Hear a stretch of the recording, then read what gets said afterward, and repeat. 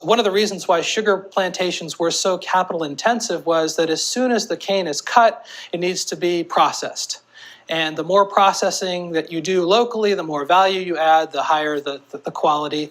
Cotton can sit in the fields for months and be picked by turns. It can be picked by children. Sugar planters thought they needed adults, preferably males, and the sugar refining required quite a bit of knowledge, technology. So Forstall hired the best French engineers he could to get the latest vacuum processing equipment.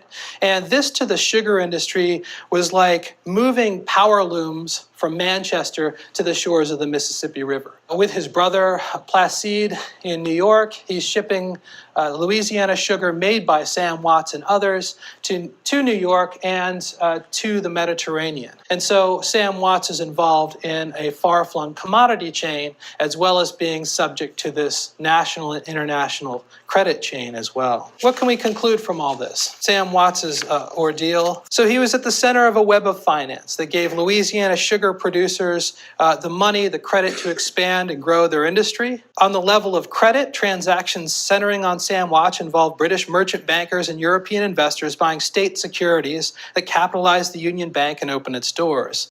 It was a revolution in finance that gave non-slave holders not only a stake in slavery, but that immortal promise of returns based on it. Watts could die, but his mortgage endures. Bondholders in Philadelphia, New York, England accessed the value stored in Watts's body. And just like the sugar they sold, slavery was hidden deep in the supply chain.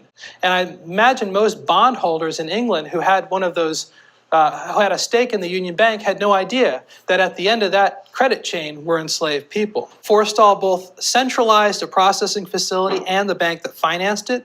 The Louisiana Sugar Refinery gave local planters the ability to refine exportable sugars. The Union Bank extended the credit vital in doing so. So the story of money has a similar geographic reach. It extends far beyond the South.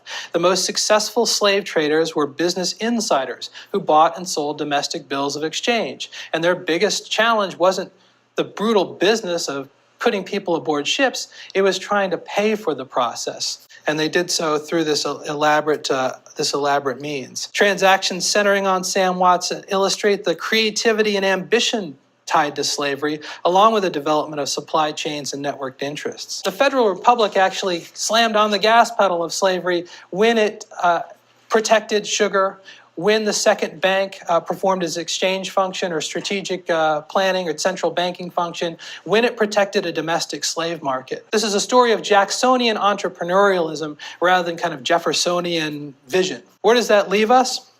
Well, the lifelessness of financial paper contrasts with the humanity of Watts and the other quarter-plus million African-descended Americans who crossed state lines in the forced migration of the 1830s.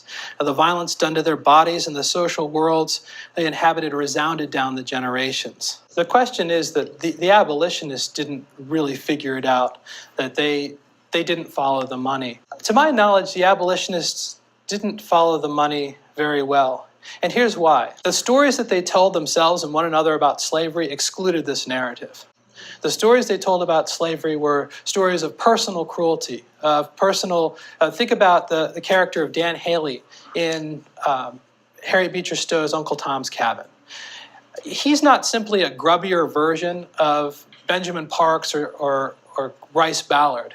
He lacked imagination, he had moral hesitation, he was poorly funded and disorganized. I mean, compared to these guys. So if this is your idea of the slave trade, of some reprehensible character that appears on a plantation and asks for his money back in human flesh, I mean, that's a story, that's a tenacious narrative. But I don't think that the abolitionists grasped that. I think of William Lloyd Garrison had a wonderfully elegant and a morally crystal clear view of the world derived from his Baptist background. He didn't know much about commodity chains. So that's a simplistic answer, but I think it's part of that abolitionist imagination.